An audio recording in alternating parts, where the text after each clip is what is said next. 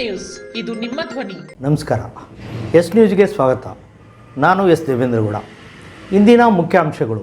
ಗಾನಯೋಗಿ ನಾದ ತರಂಗದಿಂದ ಪಂಡಿತ್ ಪುಟ್ಟರಾಜ್ ಗವಾಯಿಗಳ 111ನೇ ಜನ್ಮದಿನಾಚರಣೆ. ಎಡದಂಡೆ ಕಾಲುವೆ ನೀರು ಬಂದ್ ಆದೇಶ, ರೈತ ಸಂಘದಿಂದ ಪ್ರತಿಭಟನೆ. ಎಸ್ಎಸ್ಎಲ್ಸಿ ಮಕ್ಕಳು ಈ ಬಾರಿ ಹೆಚ್ಚು ಅಂಕ ಗಳಿಸಲು ಶ್ರಮ ವಹಿಸಿ, ಬಸನಗೌಡ ಬಾದರ್ಲಿ. ಆಟೋ ನಿಲ್ದಾಣ ಮತ್ತು ಪೊಲೀಸರ ಕಿರುಕುಳ ತಪ್ಪಿಸಲು ಆಟೋ ಚಾಲಕರ ಸಂಘ TUC 5ರಿಂದ ಮನವಿ. ತುಂಗಭದ್ರಾ ನಾರಾಯಣಪುರ ಕಾಲುವೆಗಳಿಗೆ ಏಪ್ರಿಲ್ 20ರವರೆಗೆ ನೀರು ಹರಿಸಿ, Yashwant KPRS. Sunrise group of institute Sindhanur ಕೇಂದ್ರ ಮತ್ತು ರಾಜ್ಯ ಸರ್ಕಾರದಿಂದ ಮಾನ್ಯತೆ ಪಡೆದಿದೆ. ಪ್ರಿಯ ಪಾಲಕರೇ ಹಾಗೂ ವಿದ್ಯಾರ್ಥಿಗಳೇ, ನಿಮ್ಮ ಉಜ್ವಲ ಭವಿಷ್ಯಕ್ಕಾಗಿ ಒಮ್ಮೆ ಈ ಸಂಸ್ಥೆಗೆ ಭೇಟಿ ನೀಡಿ. Sunrise college of pharmacy, sunrise school of nursing, sunrise paramedical college Sindhanur. ಈ ಸಂಸ್ಥೆಯಲ್ಲಿರುವ ಕೋರ್ಸ್ಗಳು: ಡಿ ಫಾರ್ಮಸಿ ವಿದ್ಯಾರ್ಹತೆ PUC ಸೈನ್ಸ್ ಪಾಸ್, ಅವಧಿ 2 ವರ್ಷ. ನರ್ಸಿಂಗ್ GNM ವಿದ್ಯಾರ್ಹತೆ ದ್ವಿತೀಯ PUC, ಕಲಾ ಮತ್ತು ವಿಜ್ಞಾನ ವಾಣಿಜ್ಯ, ಅವಧಿ 3 ವರ್ಷ.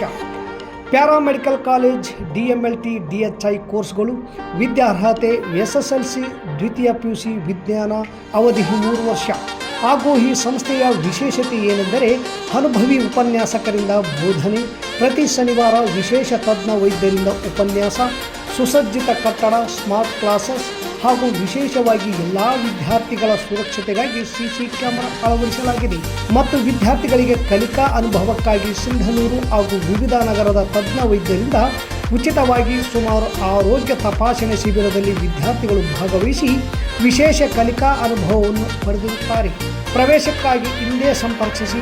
ಇರ್ಫಾನ್ K, ಅಧ್ಯಕ್ಷರು, Sunrise group of D pharmacy, nursing GNM, paramedical DMLT ಹಾಗೂ DHI ಕಾಲೇಜ್ ಸಿಂಧನೂರು. ವಾಸವಿ ಕಲ್ಯಾಣ ಮಂಟಪದ ಮುಂಭಾಗ, PWD ಕ್ಯಾಂಪ್, ರಾಯಚೂರು ರಸ್ತೆ, ಸಿಂಧನೂರು.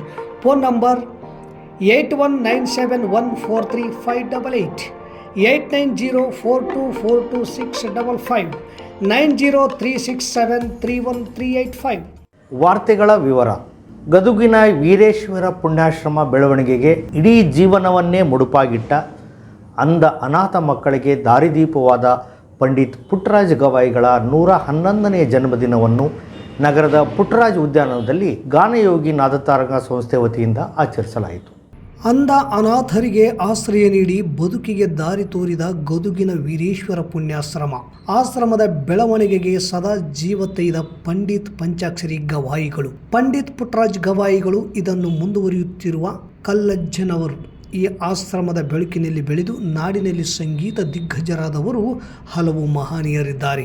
ಪುಟ್ಟರಾಜ್ ಗವಾಯಿಗಳ 111ನೇ ಜನ್ಮದಿನವಿಂದು ಸಿಂಧನೂರಿನ ಗಾನಯೋಗಿ ನಾದತರಂಗ ಸಂಸ್ಥೆಯಿಂದ ನಗರದ ಪುಟ್ಟರಾಜ್ ಪಾರ್ಕ್ನಲ್ಲಿ ಸಂಸ್ಥೆಯ ಸದಸ್ಯರು ಸೇರಿ ಬೆಳಗ್ಗೆ 111ನೇ ಜನ್ಮದಿನ ಆಚರಿಸಿದರು. ಕಾರ್ಯಕ್ರಮ ಪೂರ್ವದಲ್ಲಿ ಪುಟ್ಟರಾಜ್ ಮೋತಿ ಅವರಿಂದ ಸಂಗೀತ ಕಾರ್ಯಕ್ರಮ, ತಬಲಾ ಸಾಥ್ ಬಸವರಾಜ್ ಮೋತಿ ನೀಡಿದರು ಮತ್ತು ಶಿವಣ್ಣ ಗೊರೆಬಾಳ್ ಅವರ ಶಿಷ್ಯರಿಂದ ಸಂಗೀತ ಸೇವೆ ಸಲ್ಲಿಸಿದರು.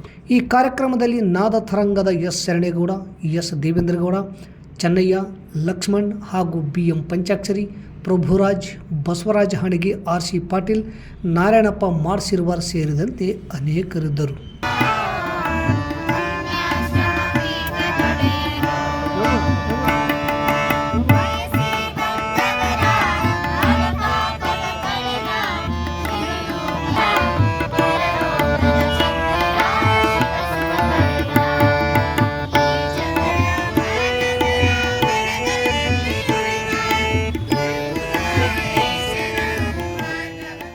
ತುಂಗಭದ್ರಾ ಎಡದಂಡೆ ಕಾಲುವೆ ನೀರು ಬಂದ್ ಮಾಡುವ ಆದೇಶದ ವಿರುದ್ಧ ಕರ್ನಾಟಕ ರಾಜ್ಯ ರೈತ ಸಂಘದ ಮುಖಂಡತ್ವದಲ್ಲಿ ರೈತರು ಇಂದು ದಿಢೀರ್ನೆ ಕಾಲುವೆ ಮೇಲೆ ಪ್ರತಿಭಟನೆ ನಡೆಸಿದರು.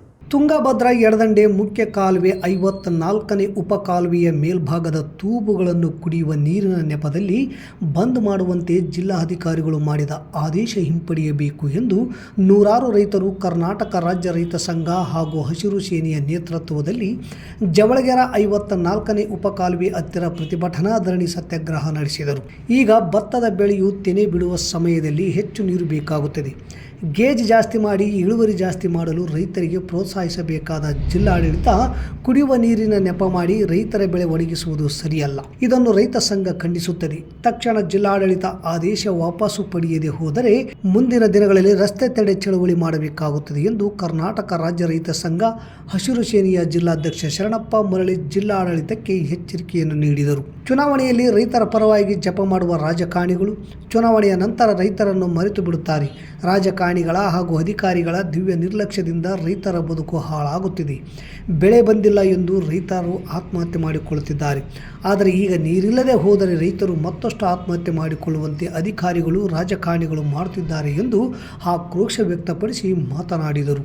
ತುಂಗಭದ್ರಾ ಜಲಾಶಯದ ನೀರಿನ ಬಗ್ಗೆ ಬೆಂಗಳೂರಿನಲ್ಲಿ ನಡೆದ ಐಸಿಸಿ ಸಭೆಯಲ್ಲಿ ಕಾಲುವೆಗೆ ನೀರು ಬಿಟ್ಟು ರೈತರ ಬೆಳೆ ಬಂದ ಮೇಲೆ ಸಾರ್ವಜನಿಕರಿಗೆ ಕುಡಿಯುವ ನೀರಿನ ಕೆರೆಗಳನ್ನು ತುಂಬಿಸಲು ತೀರ್ಮಾನ ಮಾಡಿದ ಸರ್ಕಾರ ತನ್ನ ಆದೇಶವನ್ನು ಸರ್ಕಾರ ಪಾಲಿಸದೆ ಉಲ್ಲಂಘಿಸಿ ರೈತರ ಜೀವದ ಜೊತೆ ಚೆಲ್ಲಾಟ ಆಡುವುದು ಎಷ್ಟು ಸರಿ?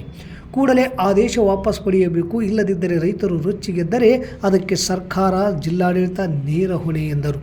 ಕರ್ನಾಟಕ ರಾಜ್ಯ ರೈತ ಸಂಘ ಹಾಗೂ ಹಸಿರು ಸೇನೆಯ ಮುಖಂಡರಾದ ರಾಮಯ್ಯ ಜವಳಗೆರ, ಚಂದ್ರೇಗೌಡ ಸುಲ್ತಾನ್ಪುರ, ರಾಮಕೃಷ್ಣ ಬಾಲಯ್ಯ ಕ್ಯಾಂಪ್, ಬಸವಂತಪ್ಪ ಗೌಡ, ಸೋಮಶಂಕರಪ್ಪ, ಅಮರೇಗೌಡ ಜವಳಗೆರ, ಶರಣೇಗೌಡ, ಶಿವಮೂರ್ತಪ್ಪ, ಯಂಕಪ್ಪ ಬೂದಿಹಾಳ್, ಲಿಂಗಪ್ಪ, ಯಂಕಪ್ಪ ಯರ್ದಿಹಾಳ್, ವೆಂಕಟೇಶ್ವರರಾವ್, ಕಲ್ಲಪ್ಪ, ಗೋವಿಂದರಾಜ್, ಅಮರಪ್ಪ, ಶ್ರೀನಿವಾಸ್, ಭೀಮಣ್ಣ ಸೇರಿದಂತೆ ನೂರಾರು ರೈತರು ಕಾಲುವೆ ಪಕ್ಕದಲ್ಲಿ ಪ್ರತಿಭಟನೆ ಹೋರಾಟ ನಡೆಸಿದರು. ಏನಿವತ್ತು ಜಿಲ್ಲೆಯಲ್ಲಿ ರೈತರು ಗೊಬ್ಬರ 3 ಗೊಬ್ಬರ ಮುಗಿದಾವ ಆಲ್ರೆಡಿ, ಈಗ ಎಣ್ಣೆ ಮುಗಿದಾವ, ಎಲ್ಲ ಪಟ್ಲಿಂಗ್ ಮುಗಿದಾವ, ಎಲ್ಲ ಮುಗಿದಾವ ಆಲ್ರೆಡಿ. ಎಕರೆಗೆ 30-40 ರೂಪಾಯಿ ಖರ್ಚು ಮಾಡ್ಯಾರ. ಈಗೇನಾದ್ರೂ ಇವರು ನೀರು ಬಂದ್ ಮಾಡ್ತಪ್ಪ ಅಂದ್ರೆ ಬೆಳೆ ಸಂಪೂರ್ಣ ನಾಶ ಆಗುತ್ತೆ. ರೈತರು ಆತ್ಮಹತ್ಯೆ ಮಾಡ್ಕೊಳ್ಳೋದು ಪಕ್ಕ ಆಗುತ್ತೆ. ಅವಾಗ ಆತ್ಮಹತ್ಯೆ ಮಾಡ್ಕೊಳ್ಳೋ ಬದಲು ಈಗ ಬೇಕಾರೆ ರೈತರನ್ನು ಕೊಲ್ಲಿಕ್ಕೆ ಹಾಸಿ ನೀರು ಒಯ್ಯಲ್ರಕ್ಕ, ಅಲ್ಲಿವರೆಗೂ ನೀರನ್ನಂತ ಬಂದ್ ಮಾಡಕ್ಕೆ ಅವಲೇ ಕಾರಣಕ್ಕೆ ಬಿಡಲ್ಲ ನಾನು. ಅಲ್ಲ, ಈಗ ಈ ನೀರಾವರಿ ಇಲಾಖೆ ಇವತ್ತು ಅಧಿಕಾರಿಗಳು ಬಂದು ಭರವಸೆ ಕೊಟ್ಟ ಮ್ಯಾಗ ಧರಣಿ ವಾಪಸ್ ತಕ್ಕಂತಾರ ಏನೇನು ಹೆಂಗ? ಸರ್, ನೀರಾವರಿ ಇಲಾಖೆ ಬಂದ್ ಕಾಸು ಇಲ್ರಿ ನಿಮ್ಮ ಕಾಲೇ ಬಂದ್ ಮಾಡಲ್ಲ, ನಾವು ವಾಪಸ್ ತಗೊಂತೀವಿ. ಇಲ್ಲ ಅಂತಂದ್ರ ನಿರಂತರ ಇಲ್ಲೇ ಕೊಡ್ತೀವಿ. ಯಾಕಂದ್ರೆ ಅದೇನಾಗ್ತದೆ ನೋಡಮ್, ಯಾಕಂದ್ರೆ ಇನ್ನುವರೆಗೆ ಯಾರು ಬಂದಿಲ್ಲ, ಬರೀ ಬರ್ತಾರ ಹೋಗ್ತಾರ ಅಷ್ಟೇ. ಯಾಕಂದ್ರೆ ನಾವು ಹೇಳೋದು ಸರ್ಕಾರದ ಆದೇಶ ಏಪ್ರಿಲ್ 1ರಿಂದ ಏಪ್ರಿಲ್ 10ವರೆಗೂ ಕುಡಿಯೋ ನೀರಿಗೆ ಹೋಯ್ತು ಅಂತ ಸರ್ಕಾರನೇ ಆದೇಶ ಮಾಡೈತೆ. ಯಾಕಂದ್ರೆ ಅಲ್ಲಿ ಎಲ್ಲರೂ ಇರ್ತಾರೆ, ಜಿಲ್ಲಾಧಿಕಾರಿಗಳು ಇರ್ತಾರ, ಸಚಿವರು ಇರ್ತಾರ, ಅಲ್ಲಿ ಉಸ್ತುವಾರಿ ಸಚಿವರು ಇರ್ತಾರ, ಶಾಸಕರು ಇರ್ತಾರೆ, ಎಲ್ಲರೂ ಇರ್ತಾರೆ. ಇದು ಮಧ್ಯದಲ್ಲಿ ಯಾಕೆ ನಾಟಕ ಇದೆ? ಈ ನಾಟಕನ ಕೈ ಬಿಡಬೇಕು. ಇಲ್ಲೇ ನಾವು ಹೇಳೋದೇನಂದ್ರೆ ಎಲ್ಲ ಪಕ್ಷದವರು ಇಲ್ಲಿ ಕೈವಾಡ ಇದೆ, ರೈತರು ಹಾಳು ಮಾಡಕ್ಕಂತೀವಿ. ಹಿಂಗಾಗಿ ಇದನ್ನ ನಿಲ್ಲಿಸಿ ರೈತರ ಪರ ಇರ್ಬೇಕಂತ ಹೇಳಕಟ್ಟಪ್ಪ. ನಗರದ ಜನಸ್ಪಂದನ ಕಚೇರಿಯಲ್ಲಿ ವಿಧಾನ ಪರಿಷತ್ ಸದಸ್ಯರಾದ ಬಸನಗೌಡ ಬಾದರ್ಲಿ ಅವರು ತಾಲೂಕಿನ ಪ್ರೌಢಶಾಲೆ ಮುಖಗುರುಗಳೊಂದಿಗೆ ಸಭೆ ಮಾಡಿ ರಾಜ್ಯದಲ್ಲಿಯೇ ಈ ಬಾರಿ ನಮ್ಮ ತಾಲೂಕಿನ SSLC ಮಕ್ಕಳು ಪರೀಕ್ಷೆಯಲ್ಲಿ ಉತ್ತಮ ಅಂಕವನ್ನು ಪಡೆಯುವಂತೆ ತಾವೆಲ್ಲರೂ ಶ್ರಮವಹಿಸಬೇಕು ಎಂದು ಸೂಚಿಸಿದರು. ಶಾಲೆಗಳ ಅಭಿವೃದ್ಧಿ, ಮೂಲಭೂತ ಸೌಕರ್ಯ ಮತ್ತು ತಾಲೂಕಿನ ಶಾಲೆಗಳ ಕುಂದುಕೊರತೆಗಳ ಕುರಿತು ಸಂಬಂಧಪಟ್ಟ ಸಚಿವರೊಂದಿಗೆ ಅಧಿಕಾರಿಗಳೊಂದಿಗೆ ಚರ್ಚಿಸಿವೆ. SSLCಗೆ ಸಂಬಂಧಿಸಿದಂತೆ ಮೌಲ್ಯಮಾಪನ ಕೇಂದ್ರವನ್ನು ಸಹ ಸಿಂಧನೂರಿನಲ್ಲಿ ಸ್ಥಾಪಿಸುವ ಕುರಿತು ಚರ್ಚಿಸಲಾಗಿದೆ ಎಂದರು. ಈ ಸಂದರ್ಭದಲ್ಲಿ RDCC ಬ್ಯಾಂಕ್ ನಿರ್ದೇಶಕ ಸೋಮನಗೌಡ ಬಾದರ್ಲಿ, ತಾಲೂಕಿನ ವಿವಿಧ ಪ್ರೌಢಶಾಲೆಯ ಮುಖ್ಯ ಗುರುಗಳು ಉಪಸ್ಥಿತರಿದ್ದರು. ನಗರದ ಅಶೋಕ ಭವನ್ ಹಳೆ ಬಸ್ ನಿಲ್ದಾಣ ಒಳಗಡೆ ನಮಗೊಂದು ಆಟ ನಿಲ್ದಾಣವನ್ನು ಮಾಡಲೇಬೇಕು. ಕೇಂದ್ರ ಬಸ್ ನಿಲ್ದಾಣ ಬಸವ ವೃತ್ತ, ಗಾಂಧಿ ವೃತ್ತ, ಬಪ್ಪು ರಸ್ತೆ, ಬಾಬು ಜಗಜೀವನ್ ರಾಮ್ ವೃತ್ತ, ಕನಕ ವೃತ್ತ, ವಾಲ್ಮೀಕಿ ವೃತ್ತ, PWD ಕ್ಯಾಂಪ್ಗಳಲ್ಲಿ ಆಟೋ ನಿಲ್ದಾಣಗಳನ್ನು ನಿರ್ಮಿಸಬೇಕು. ಹಾಗೆಯೇ ಪೊಲೀಸ್ ಕಿರುಕುಳ ಮತ್ತು ದಂಡವನ್ನು ತಪ್ಪಿಸಿ ರಸ್ತೆ ಸಂಚಾರಕ್ಕೆ ತೊಂದರೆಯಾಗದಂತೆ ನೋಡಿಕೊಳ್ಳಲು ಒತ್ತಾಯಿಸಿ ಇಂದು ಶಂಕರನಾಗ್ ನಗರ ಗ್ರಾಮೀಣ ಆಟೋ ಚಾಲಕರ ಸಂಘ TUCI ತಾಲೂಕಾ ಸಮಿತಿ ವತಿಯಿಂದ ಪೌರಾಯುಕ್ತರಿಗೆ ಮನವಿ ಪತ್ರ ಸಲ್ಲಿಸಲಾಯಿತು. ಸಿಂಧನೂರು ನಗರ ಸೇರಿದಂತೆ ಗ್ರಾಮೀಣ ಭಾಗದಲ್ಲಿ ಸಾಲ ಸೋಲ ಮಾಡಿ ಪ್ಯಾಸೆಂಜರ್ ಆಟೋ ತಂದು ದಿನಕ್ಕೆ 200 ರೂಪಾಯಿಯಿಂದ 300 ರೂಪಾಯಿ ಹಣ ಸಂಪಾದನೆ ಮಾಡಿ ಉಳಿಸಿ ನಮ್ಮ ಕುಟುಂಬವನ್ನು ನಿರ್ವಹಿಸಲು ಸಾಕಾಗಿ ಹೋಗಿದೆ. ದಿನದಿಂದ ದಿನಕ್ಕೆ ಗಗನಕ್ಕೇರುತ್ತಿರುವ ಅಗತ್ಯ ವಸ್ತುಗಳ ಬೆಲೆಗಳು ನಮ್ಮ ಸಣ್ಣ ಕುಟುಂಬಗಳ ಜೀವ ಹಿಂಡುತ್ತಿವೆ.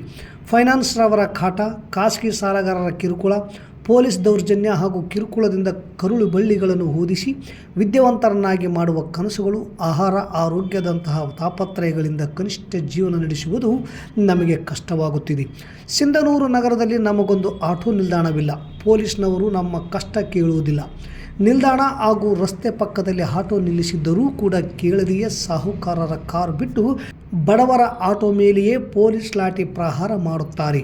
ಹಾಗೆಯೇ ಕೇಂದ್ರ ಬಸ್ ನಿಲ್ದಾಣ, ಬಸವ ವೃತ್ತ, ಗಾಂಧಿ ವೃತ್ತ, ಬಪ್ಪು ರಸ್ತೆಯ ಬಾಬು ಜಗಜೀವನ್ ರಾಮ್ ವೃತ್ತ, ಕನಕ ವೃತ್ತ, ವಾಲ್ಮೀಕಿ ವೃತ್ತ ಆಟೋ ನಿಲ್ದಾಣಗಳನ್ನು ನಿರ್ಮಿಸಬೇಕೆಂದು ನಮ್ಮ ಒತ್ತಾಯವಾಗಿದೆ. ನಾವು ಒಬ್ಬರಾದ ನಂತರ ಒಬ್ಬರಂತೆ ಸಾಲಾಗಿ ನಿಂತು ರಸ್ತೆ ಸಂಚಾರಕ್ಕೆ ತೊಂದರೆಯಾಗದಂತೆ ಮಸ್ಕಿ ಹಾಗೂ ಇತರೆ ರಸ್ತೆಗೆ ಹೋಗುವ ಹಳ್ಳಿಗಳ ಪ್ರಯಾಣಿಕರನ್ನು ನಾವು ಕರೆದುಕೊಂಡು ಹೋಗುತ್ತೇವೆ. ಹಾಗೆಯೇ ಪೊಲೀಸ್ನವರ ಕಿರುಕುಳ ಮತ್ತು ದಂಡವನ್ನು ತಪ್ಪಿಸಿ ರಸ್ತೆ ಸಂಚಾರಕ್ಕೆ ತೊಂದರೆಯಾಗದಂತೆ ನೋಡಿಕೊಳ್ಳುವುದರೊಂದಿಗೆ ಸುಗಮವಾಗಿ ದುಡಿದುಣ್ಣಲು ಅವಕಾಶ ಕಲ್ಪಿಸಿಕೊಡಬೇಕೆಂದು ಸಂಘಟನೆ ಮನವಿ ಮಾಡುತ್ತದೆ. ಈ ಸಂದರ್ಭದಲ್ಲಿ RCFನ ಆದೇಶ್ ನಗನೂರ್, HR ಹೊಸಮನಿ ಗೌರವಾಧ್ಯಕ್ಷರು, ಉಲ್ಗಪ್ಪ ಬಳ್ಳಾರಿ ಅಧ್ಯಕ್ಷರು, ಹನುಮಂತ ಪಗಡದಿನಿ ಕ್ಯಾಂಪ್ ಉಪಾಧ್ಯಕ್ಷರು, ಶಂಕರಪ್ಪ ಇಲೆಕೂಡ್ಲಿಗಿ ಕ್ಯಾಂಪ್ ಉಪಾಧ್ಯಕ್ಷರು, ಸಿದ್ದು ಮಲ್ಲಯ್ಯ ಕ್ಯಾಂಪ್ ಕಾರ್ಯದರ್ಶಿ, ವೆಂಕಟೇಶ್ ರೆಡ್ಡಿ ಮುಳ್ಳೂರು ಕಾರ್ಯದರ್ಶಿ, ನಾಗರಾಜ ಮುಳ್ಳೂರು ಖಜಾಂಚಿ, ಮಂಜುನಾಥ್, ಶೇಖರಪ್ಪ, ಮುದಿಯಪ್ಪ, ವೀರೇಶ್, ಸಂಗಪ್ಪ, ಬಸವರಾಜ್ ಬೂತಲ್ದಿನ್ನಿ, ಪರಶುರಾಮ್, ಅಂಬಣ್ಣ, ಹನುಮಂತ, ನಜೀರ್, ದುರ್ಗಪ್ಪ, ಮೌಲಾ, ರಮೇಶ್, ಮಲ್ಲಿಕಾರ್ಜುನ್, ಕೌಶಿಕ್, ಭೀಮಣ್ಣ, ಅಭಿ ಸೇರಿದಂತೆ ನಗರ ಮತ್ತು ಗ್ರಾಮೀಣ ಆಟೋ ಚಾಲಕರು ನೂರಾರು ಸಂಖ್ಯೆಯಲ್ಲಿ ಹೋರಾಟದಲ್ಲಿ ಪಾಲ್ಗೊಂಡಿದ್ದರು. ಆಟೋ ನಿಲ್ದಾಣಗಳನ್ನು ಮಾಡಿ ಆಟೋ ಚಾಲಕರ ಹಕ್ಕೊತ್ತಾಯಗಳನ್ನು ಸಂರಕ್ಷಣೆ ಮಾಡಬೇಕು ಅನ್ನೋದು ನಿಮ್ಮೆಲ್ಲರ ಆಶಯ. ಇದು ಈಗ ಆಲ್ರೆಡಿ ನಿಮ್ಮ ನಾಯಕರು ಮಾತಾಡ್ದಂಗೆ ಸುಮಾರು ವರ್ಷಗಳಿಂದನೂ ಕೂಡ ಇದು ಬೇಡಿಕೆ ಇದೆ. ಈಗ ನನ್ನ ಗಮನಕ್ಕೂ ಬಂದಿದೆ. ಸಾಮಾನ್ಯ ಸಭೆ ದಿನಾಂಕ 5 ಮಾರ್ಚ್ 2025 ನಡೀತಾ ಇದೆ. ನಾನು ನಮ್ಮ ಮಾನ್ಯ ಅಧ್ಯಕ್ಷರಿಗೂ ಮತ್ತು ನಮ್ಮ ಎಲ್ಲ ಗೌರವಾನ್ವಿತ ಸದಸ್ಯರ ಗಮನಕ್ಕೂ ಈಗ ಈ ವಿಚಾರವನ್ನು ಗಮನ ಸೆಳೀತೀನಿ ಮತ್ತು ಅಧ್ಯಕ್ಷರ ಅಪ್ಪಣೆ ಮೇರೆಗೂ ಕೂಡ ಇದನ್ನ ಒಂದು ವಿಚಾರವನ್ನು ಕೂಡ ಸಭೆಯಲ್ಲಿ ಮಂಡಿಸ್ತೀನಿ. ಹಾಗೆ ಇಲ್ಲಿ ಏನು ವಿಚಾರ ಇದೆ ಅಂದರೆ, ಈಗ ಆಲ್ರೆಡಿ ತಮಗೆ ಗೊತ್ತಿರುವಂಗೆ ಕರ್ನಾಟಕ ಭೂಕಬಳಿಕ ವಿಶೇಷ ನ್ಯಾಯಾಲಯದ ವತಿಯಿಂದ ಭೂಕಬಳಿಕೆ ನಿಷೇಧ ವಿಶೇಷ ನ್ಯಾಯಾಲಯದ ವತಿಯಿಂದ ರೋಡ್ ಅಗಲೀಕರಣ ಏನು ಮಾಡ್ಕೊಂಡಿದ್ರು ಫುಟ್ಪಾತ್ ಒತ್ತುವರಿಯನ್ನು ಮಾಡ್ಕೊಂಡು ವ್ಯಾಪಾರ ಮಾಡ್ತಿದ್ರು ಅವ್ರನ್ನ ತೆಗೆಸಿದ್ವಿ. ಈಗ ಅದೇನು ಕೂಡ ಟೋಟಲೇ ಇರೋದ್ರಿಂದ ರೋಡಲ್ಲಿ ನೀವು ಈಗೇನು ಆಟೋ ನಿಲ್ದಾಣವನ್ನು ಮಾಡಿಕೊಡುವಂಥ ಬೇಡಿಕೆ ಇದೆಯಲ್ಲ, ಅದು ಎಷ್ಟು ಸಮಂಜಸನೋ ಅಥವಾ ಏನೋ ಅದೆಲ್ಲ ನಾವು ಕುತ್ಕೊಂಡು ಒಂದ್ಸಲ ಇನ್ನೊಂದೆಲ್ಲನೂ ಇನ್ನೊಂದ್ಸಲ ಕರೆದ್ಬಿಟ್ಟು 4-5 ಜನ ನಾಯಕರನ್ನು ಕರೆದು ನಮ್ಮ ಸಾಮಾನ್ಯ ಸಭೆಯಲ್ಲಿ ಚರ್ಚೆ ಮಾಡಿ ಇದನ್ನು ಕಾರ್ಯರೂಪಕ್ಕೆ ತರುವಂಥ ಪ್ರಯತ್ನ ಮಾಡ್ತೇವೆ. ನೀವು ಕೊಟ್ಟಿರ್ತಕ್ಕಂಥ 4-5 ಬೇಡಿಕೆಗಳಲ್ಲಿ ಕನಿಷ್ಠ ನನಗೆ 3-4 ಬೇಡಿಕೆಗಳು ಖಂಡಿತ ಈಡೇರಿತು ಅಂತ ನನಗನ್ಸುತ್ತೆ. ತುಂಗಭದ್ರಾ ಎಡದಂಡೆ ಕಾಲುವೆ ಹಾಗೂ ನಾರಾಯಣಪುರ ಬಲದಂಡೆ ಕಾಲುವೆಗಳಿಗೆ ಮಾರ್ಚ್ 23ರಿಂದ ನೀರು ನಿಲ್ಲಿಸುವಾಗಿ ನೀರಾವರಿ ಇಲಾಖೆ ಪ್ರಕಟಣೆಯನ್ನು ಕೂಡಲೇ ವಾಪಸ್ ತೆಗೆದುಕೊಂಡು ಏಪ್ರಿಲ್ 20ರ ತನಕ ನೀರು ಹರಿಸಬೇಕು, ಭತ್ತ ಮತ್ತು ಇತರ ಬೆಳೆಗಳನ್ನು ಉಳಿಸಬೇಕೆಂದು ಕರ್ನಾಟಕ ಪ್ರಾಂತ ರೈತ ಸಂಘದ ಪ್ರಧಾನ ಕಾರ್ಯದರ್ಶಿ ಟಿ ಯಶವಂತ್ ಒತ್ತಾಯಿಸಿದರು. ಸಂಯುಕ್ತ ಹೋರಾಟ ಕರ್ನಾಟಕ ಸಂಘಟನೆ ವತಿಯಿಂದ ರಾಯಚೂರು ನಗರದ ಪತ್ರಿಕಾ ಭವನದಲ್ಲಿ ಕರೆದಿದ್ದ ಮಾಧ್ಯಮಗೋಷ್ಠಿಯಲ್ಲಿ ಮಾತನಾಡಿದ ಅವರು, ನಾರಾಯಣಪುರ ಬಲದಂಡೆ ಕಾಲುವೆ ಹಾಗೂ ತುಂಗಭದ್ರಾ ಎಡದಂಡೆ ಕಾಲುವೆಗಳಿಗೆ ಬೆಳೆ ಹಾಕುವ ಸಂದರ್ಭದಲ್ಲಿ ನೀರು ಅಣೆಕಟ್ಟಿನಲ್ಲಿ ಸಮೃದ್ಧವಾಗಿತ್ತು. 2 ಬೆಳೆಗಳಿಗೆ ತೊಂದರೆಯಾಗದಂತೆ ನೀರು ನೀಡುವುದಾಗಿ ರಾಜ್ಯ ಸರ್ಕಾರ ಭರವಸೆ ನೀಡಿತ್ತು. ಆದರೆ ಈಗ ಬೇಸಿಗೆಯಲ್ಲಿ ಕುಡಿಯುವ ನೀರಿನ ನೆಪ ಹೇಳಿ ನೀರು ನಿಲ್ಲಿಸುವುದು ಎಷ್ಟು ಸರಿ? ಸಾಲ ಸೂಲ ಮಾಡಿ ಹಾಕಿರುವ ಬೆಳೆ ಸಿಗದಂತೆ ಆದರೆ ದೊಡ್ಡ ಪ್ರಮಾಣದ ಸಾಲಕ್ಕೆ ರೈತ ಸಿಕ್ಕಿ ಹಾಕಿಕೊಳ್ಳುತ್ತಾನೆ. ಕಾಲುವೆಗಳು ಸರಿಯಾದ ನಿರ್ವಹಣೆ ಇಲ್ಲದೆ, ಗೇಟ್ಗಳು ಸರಿಯಾಗಿ ಇಲ್ಲದೆ ನೀರು ವ್ಯರ್ಥವಾಗುತ್ತಿದೆ. ದುರಸ್ತಿಗೆ ಅಗತ್ಯ ಕ್ರಮ ವಹಿಸಬೇಕು. ಏಪ್ರಿಲ್ 20ರವರೆಗೆ ನೀರು ನೀಡಬೇಕು. ಇಲ್ಲದೆ ಹೋದಲ್ಲಿ ನಷ್ಟ ಭರಿಸಲು ಸರ್ಕಾರ ಕ್ರಮ ಕೈಗೊಳ್ಳಬೇಕೆಂದು KPRSನ ಸಂಘಟನೆ ಒತ್ತಾಯಿಸುತ್ತದೆ ಮತ್ತು 3 ಕೃಷಿ ಕಾನೂನುಗಳನ್ನು ಹಿಂಪಡೆಯಲು ಅವರು ರಾಜ್ಯ ಸರ್ಕಾರವನ್ನು ಒತ್ತಾಯಿಸಿದರು. ಈ ಪತ್ರಿಕಾಗೋಷ್ಠಿಯಲ್ಲಿ ಕರ್ನಾಟಕ ರಾಜ್ಯ ರೈತ ಸಂಘದ ಪ್ರಭಾಕರ್ ಪಾಟೀಲ್, KG ವೀರೇಶ್, ನರಸಣ್ಣ ನಾಯಕ್, ಕಾಜಾ ಅಸ್ಲಾಂ, ಮಲ್ಲನಗೌಡ, ಮಾರ್ಯಪ್ಪ ಹರ್ವಿ ಇನ್ನಿತರರಿದ್ದರು. ಸಿಂಧನೂರಿನಲ್ಲಿ ಹಲವಾರು ಸಂಘ ಸಂಸ್ಥೆಗಳು ವಿವಿಧ ರೀತಿಯಲ್ಲಿ ಸಮಾಜಮುಖಿ ಕಾರ್ಯಗಳನ್ನು ಮಾಡುತ್ತಾ ಜನಮನ್ನಣೆಗೆ ಪಾತ್ರವಾಗಿದ್ದು, ಇದಕ್ಕೆ ಮತ್ತೊಂದು ಸೇರ್ಪಡೆ ಈ ಸಂಘ ವಿಶಿಷ್ಟ ಹಾಗೂ ಜನರ ಜೀವನ ಉಳಿಸುವ ಸಂಘವಾಗಿದೆ. ಜನರ ಜೀವವನ್ನು ಸಂಘ ಎಂದರೆ ರಕ್ತದಾನ ಮಾಡುವ ಸಂಘ ಸಿಂಧನೂರಿನಲ್ಲಿ ಸ್ಥಾಪನೆ ಆಗಿರುವುದು ಅತ್ಯಂತ ಸ್ವಾಗತಾರ್ಹ ಹಾಗೂ ಜನಮನ್ನಣೆಗೆ ಪಾತ್ರವಾಗುವುದಕ್ಕೆ ಯಾವುದೇ ಅನುಮಾನವಿಲ್ಲ. ಸಮಾನ ಮನಸ್ಕರ ಗೆಳೆಯರ ಬಳಗ ಸಿಂಧನೂರು ತಾಲೂಕಿನಲ್ಲಿ ಅಸ್ತಿತ್ವಕ್ಕೆ ಬಂದಿದ್ದು, ಈ ಸಂಘವು ಪ್ರತಿಯೊಬ್ಬ ರೋಗಿಗಳಿಗೆ ಯಾವುದೇ ಬ್ಲಡ್ ಗ್ರೂಪ್ ರಕ್ತ ಬೇಕಾಗಿದ್ದರೆ ಸಂಪರ್ಕಿಸಿದರೆ ಸಾಕು. ಉಚಿತವಾಗಿ ಯಾವುದೇ ಸಮಯ ಸಂದರ್ಭವಾದರೂ ಕೂಡ ನಗುನಗುತ್ತಾ ರೋಗಿಗಳಿಗೆ ಬೇಕಾಗುವ ಬ್ಲಡ್ ಗ್ರೂಪ್ ಅನ್ವಯ ರಕ್ತದಾನ ಮಾಡುತ್ತಾರೆ. ಈ ಸಂಘಕ್ಕೆ ಅಧ್ಯಕ್ಷರಾಗಿ ನರಸಪ್ಪ ಗಲಗ, ಉಪಾಧ್ಯಕ್ಷರಾಗಿ ರಾಜು ಹಂಚಿನಾಳ್ ಹಾಗೂ ಸಹಕಾರಿ ಸಂಘದ ಅಭಿಯಂತರರು ಆಗಿದ್ದ ಮಲ್ಲಯ್ಯ ಅವರು ಈ ಸಂಘದ ಸದಸ್ಯರಾಗಿರುವುದು ವಿಶಿಷ್ಟ ಮತ್ತು ಅಮೋಘವಾಗಿದೆ.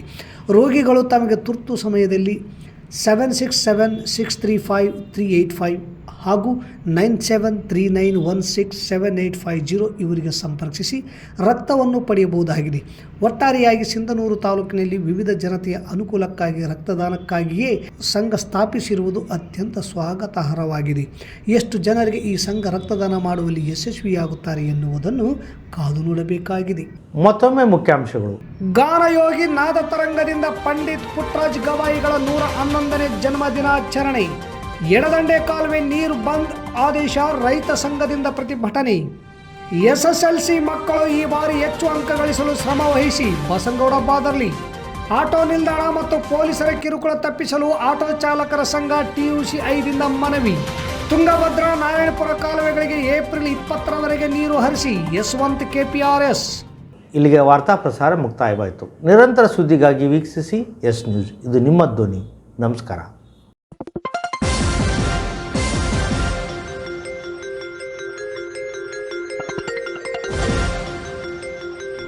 ಎಸ್ ನ್ಯೂಸ್, ಇದು ನಿಮ್ಮ ಧ್ವನಿ.